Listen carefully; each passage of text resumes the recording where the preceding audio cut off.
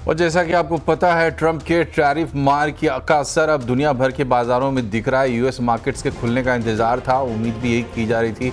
Dow Jones 1000 point के gap down के साथ खुला है, करीब 3.5% की कमजोरी के साथ, 4% की कमजोरी के साथ। अलग अलग मार्केट्स, नास्डैक, S&P 4% तक के गिरावट नास्डैक में। और जो उम्मीद की जा, जो आशंका थी यूएस मार्केट्स को लेकर, क्योंकि 6% की लगभग गिरावट आज यूरोपीय बाज़ारों में देखी गई और यूएस मार्केट्स के फ्यूचर ये इंडिकेट कर रहे थे कि बाज़ार गिरावट के साथ खुलेंगे। तो अमेरिका के बाज़ार में कारोबार शुरू हुआ है और आपके सामने हॉट बोर्ड्स और अभी की ब्रेकिंग न्यूज़, ये लगातार जिस तरीके से बाज़ार गिर रहे हैं। भारत में भी आज बड़ी गिरावट देखने को मिली तो बाज़ारों में, और हालांकि अच्छी रिकवरी भी वहाँ से थोड़ी देखने को मिली, लेकिन फिर भी बाज़ार जो है वो एक तरीके से हाहाकार कर रहे हैं इस वक्त, दुनिया भर के बाज़ार, भारत समेत। और हमारे साथ चोला सिक्योरिटीज़ के equity and derivative research head Dharmesh Kant जुड़ गए हैं। धर्मेश जी, आपका बहुत बहुत स्वागत है CNBC आवाज़ पर। ये जो यूएस मार्केट की ओपनिंग आप देख रहे हैं, ये आशंका के हिसाब से सही बैठती है? क्या रिएक्शन है पहला आपका?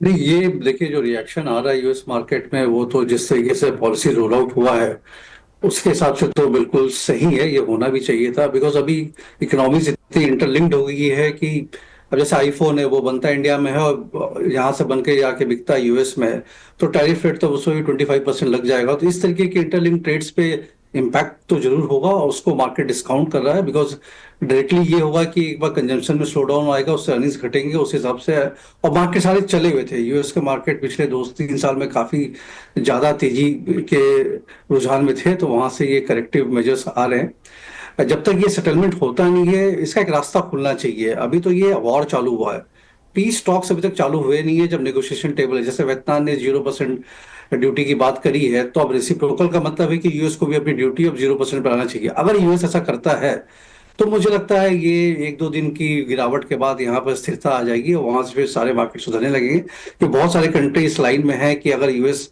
नेगोशिएट करने के लिए प्लेटफॉर्म पर रेडी हो जाता है तो फिर वो भी नेगोशिएट करेंगे, टैरिफ घटाएंगे। सरकार की आय जो है हर कंट्री की जरूर कम होगी, बिकॉज अगर टैक्सेस आप घटाते हैं, बट अभी इस सिचुएशन में तो आपको इसको नेगोशिएट करना पड़ेगा। बहरहाल जब तक ये सिचुएशन है तो मार्केट आप वोलेटाइल ही समझे। और एक इकोनॉमिक स्लोडाउन भी, एक साइकिल 3 साल से अच्छा इकोनॉमी चला है, तो एक साल वो स्थिरता वाली इकोनॉमी आती है, ये साल उसका था, और इसमें डबल इम्पैक्ट ये हो गया कि टैरिफ का भी प्रॉब्लम आ रखा है। तो इन सबको अगर डिस्काउंट करें तो मुझे लगता है मार्केट काफी गिर चुका है। यहां से ज्यादा गिरने की उम्मीद भारतीय मार्केट की तो नहीं है, क्योंकि बहुत कम एक्सपोजर है हमारा मैन्युफैक्चरिंग का यूएस में। मे भी 5-7% और निफ्टी इंडेक्स के लेवल पर करेक्ट करे, बट वहां से ये सुधर जाएगा।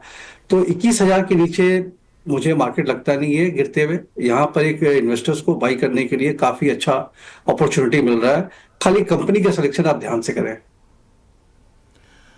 वो तो ठीक है धर्मेश जी, लेकिन ये बताइए कि इंतज़ार किस बात का है? मतलब कहाँ से कुछ पॉजिटिव होते हुए नज़र आएगा? क्योंकि चाइना ने तो रिटेलिएटरी टैरिफ लगा दिया है, आप कह रहे हैं कि बातचीत का टेबल भी सजना चाहिए, बात होनी चाहिए। रिएक्शंस कैसे आते हैं कंट्रीज़ के? क्या इस पे सस्पेंस अब ख़त्म हो रहा है और बाज़ार को किस चीज़ का इंतज़ार रहेगा?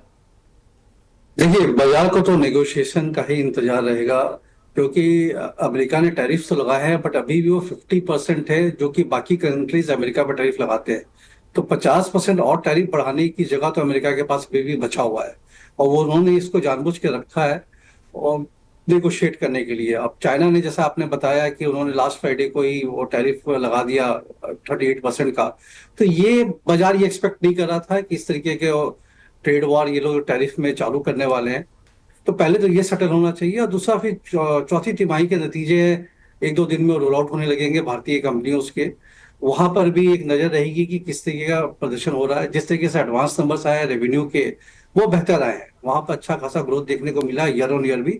जबकि पिछला क्वार्टर पिछले वित्तीय वर्ष का बहुत अच्छा था, तो उसके सामने भी नंबर ठीक आ रहे हैं। अब यही है कि ये मेंटेन होगा कि नहीं होगा, इसके दो पहलू हैं। एक तो टैरिफ से कितना स्लो डाउन आता है, जो मेरा अंदाजा ये है कि भारतीय कंपनीज पे उसका स्लो डाउन का इम्पैक्ट कम रहेगा। हो सकता है चाइनीज कंपनी पे ज्यादा हो, जापानीज पे ज्यादा हो, यूएस के अंदर वाली कंपनियों में ये स्लो डाउन ज्यादा हो, बट इंडियन कंपनीज आइसोलेटेड। खाली एक आईटी सेक्टर है जो यहाँ फंसता है, दूसरा फिर मानसून कैसे प्ले आउट होते हैं, उस दोनों के हिसाब से मार्केट एक काफी अच्छे वैल्यू स्तर पर आ गया है। तो हम लोग तो यही सलाह दे रहे हैं कि आज भी हम लोगों ने यही सलाह दी कि जो क्वालिटी कंपनीज है डिफेंस क्षेत्र में, रेलवे क्षेत्र में, इंफ्रास्ट्रक्चर क्षेत्र में, जहां सरकार खर्चा करके एक रेवेन्यू कंपनी का बढ़ाती है, उस क्षेत्र में रहें, उनकी कंपनियों को सेलेक्ट करें और यहाँ से बाई करना चालू करें। स्टैगर्ड रखें, एक ही बार में सारा पैसा नहीं लगाए, उसको 3 पार्ट में बांट दें। अगर आपके पास ऐसे 100 रुपया पड़ा है तो 30 अभी लगाए, और जैसा जैसा समय बीतता है 1 महीने के बाद 30, और फिर बाकी 1 महीने के बाद 30 लगाए। तो इसमें क्या होगा कि अगर मार्केट चलता भी है तो मार्केट चलेगा आपको स्टेबल इन्वायरमेंट में, तो रिस्क जो है वो खत्म हो चुका है। और अगर गिरता है तो आपकी बाइंग कॉस्ट और अच्छी हो जाती है, वहां पर आपको एक अपॉर्चुनिटी मिलती है। बट मेरे हिसाब से ये बाइंग मार्केट है। पिछले जितने भी हिस्ट्री में आप देख रहे हैं, जितने बार भी इतनी बड़ी फॉल हुई उसका मार्केट ऊपर ही आया है।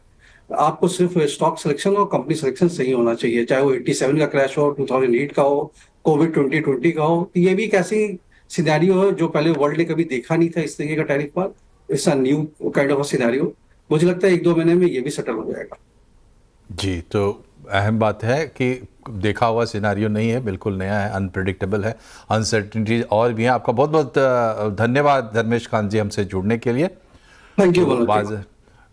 तो बाज़ार का फ़िलहाल जो हाल है उसमें निवेशक के लिए जो सलाह है आपको बताया धर्मेश जी ने।